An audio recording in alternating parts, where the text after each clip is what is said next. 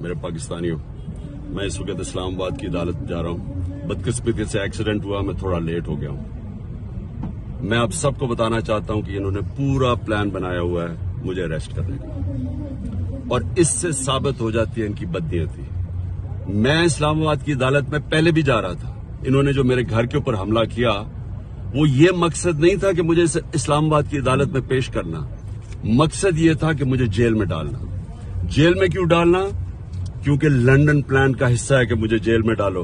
ये नवाज शरीफ की ये उसकी डिमांड है कि इमरान खान को जेल में डालो और इलेक्शन में वो हिस्सा ना ले सके, और ये फिर वही करने जा रहे हैं। अभी मुझे पता है कि मुझे अरेस्ट कर रहे हैं। मैं सिर्फ बताना चाहता हूं कि मैं रूल ऑफ लॉ में मानता हूं, कानून में मानता हूं। पता होते हुए मैं जा रहा हूं, लेकिन मैं कौम को बताना चाहता हूं कि ये बेनकाब हो गए हैं। ये जो लोग ऊपर बैठाए हुए हैं, जो चोर और डाकू और जिन्होंने बैठाए हैं, ये बेनकाब हो गए हैं कि इनकी नीयत क्या है।